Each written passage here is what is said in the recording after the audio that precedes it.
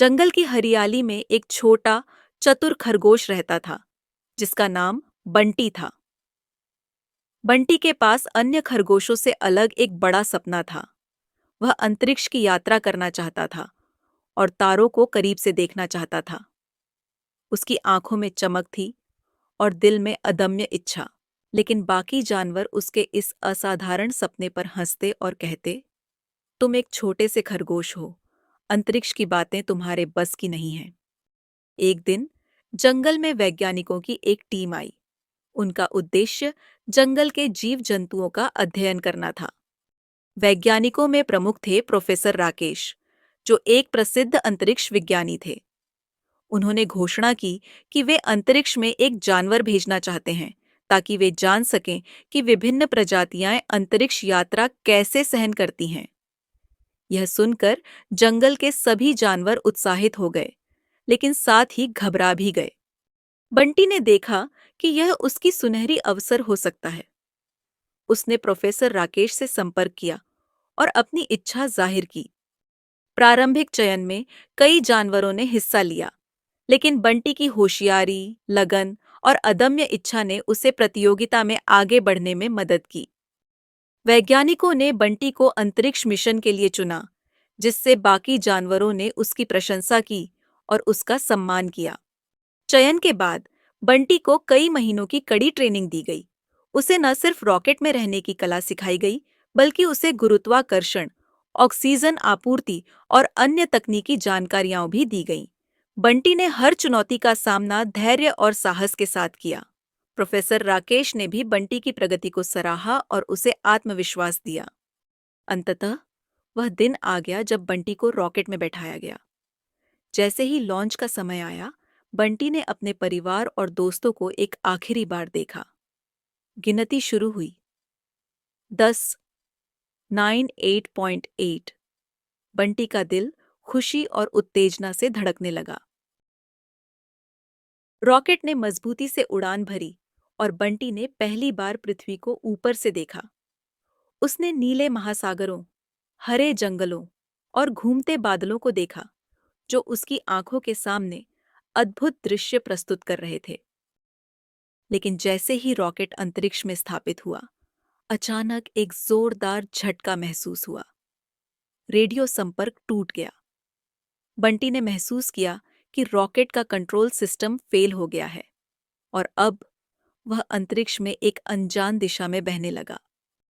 बंटी ने तुरंत समस्या का विश्लेषण किया और समझा कि उसे खुद ही रॉकेट को नियंत्रित करना होगा।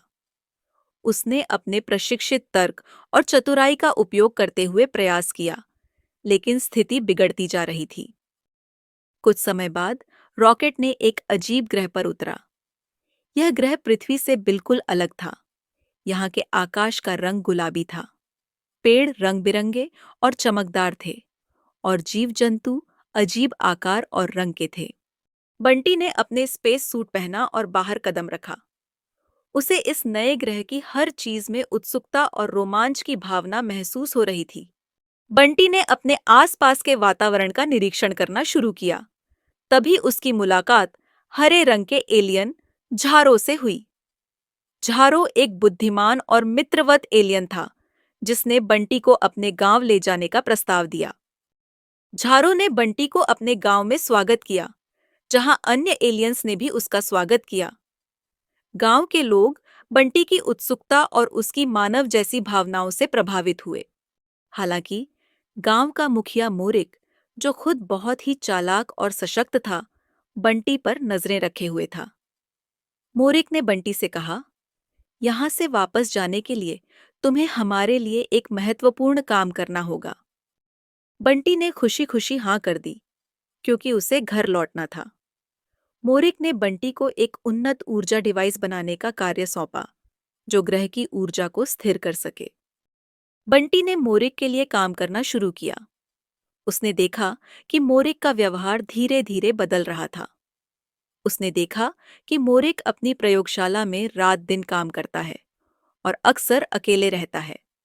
बंटी ने अपने नए दोस्तों से भी इस बारे में बातचीत की, लेकिन उन्हें मोरिक के कार्यों की पूरी जानकारी नहीं थी। एक रात बंटी ने मोरिक की गुप्त बातचीत सुनी। उसने सुना कि मोरिक पृथ्वी पर हमला करने की योजना बना रहा था और बंटी को धोखे से इस्तेमाल कर रहा था ताकि वह उनके ऊर्जा डिवाइस को बना सके। बंटी ने यह सच्चाई जानकर चौंक गया। उसने तुरंत झारो को यह जानकारी दी, जो खुद मोरिक की योजनाओं से अनजान था। बंटी और झारो ने मिलकर मोरिक की योजनाओं को रोकने का निर्णय लिया। उन्होंने मोरिक की प्रयोगशाला में चुपके से प्रवेश किया और ऊर्जा डिवाइस को छुपाने का प्रयास किया, लेकिन मोरिक ने उनकी हरकतों को महसूस किया। अब उन्हें तुरंत कार्यवाही करनी थी। बंटी और झारो ने डिवाइस को सुरक्षित करने के लिए एक गुप्त रास्ता खोज निकाला, लेकिन मोरिक के सैनिकों ने उनकी पीछे लग गई। जंगल की घनी वनस्पति और बंटी की तेज दौड़ने की क्षमता ने उन्हें मोरिक के सैनिकों से भागने में मदद की, लेकिन मोरिक ने बंटी और झारो के रास्ते में और भी जटिल बाधाएं खड़ी कर दीं। बंटी ने फिर से रॉकेट की ओर दौड़ लगाई। उसने देखा कि रॉकेट अभी भी सक्रिय था और वापस पृथ्वी जाने का एक ही रास्ता था। बंटी ने अपने चतुराई से मोरिक के सैनिकों को चकमा दिया और रॉकेट में बैठकर उड़ान भरी। उसने डिवाइस को रॉकेट में सुरक्षित रखा ताकि वह पृथ्वी पर वापस आ सके। रॉकेट ने पृथ्वी की ओर उड़ान भरी और जैसे ही वह पृथ्वी के वायुमंडल में प्रवेश किया, रॉकेट ने सफलतापूर्वक पृथ्वी पर लैंड किया। बंटी ने अपने दोस्तों और परिवार को देखकर खुशी महसूस की। जंगल के सभी जानवर उसकी बहादुरी और चतुराई की कहानी सुनकर हैरान थे।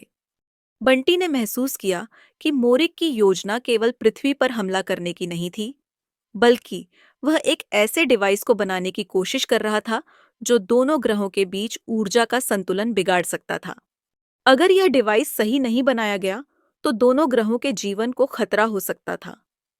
बंटी की होशियारी और झारो की मदद ने मोरिक की चालों को नाकाम कर दिया और पृथ्वी को बचाया। बंटी ने प्रोफेसर राकेश को अपने अनुभवों के बारे में बताया, जिन्होंने बंटी की बहादुरी को सराहा और उसे एक सम्मानित वैज्ञानिक माना। बंटी की कहानी हमें सिखाती है कि कभी भी अपने सपनों को छोड़ो मत। चाहे कितनी भी मुश्किलें आएं, अगर हम हिम्मत और चतुराई से काम करें, तो हम अपने लक्ष्यों को प्राप्त कर सकते हैं। साथ ही यह भी सिखाती है कि हमें हमेशा सतर्क रहना चाहिए और दूसरों पर अंधविश्वास नहीं करना चाहिए। ऐसी ही और रोमांचक कहानियों के लिए अभी सब्सक्राइब करें स्टोर ऑफ स्टोरी।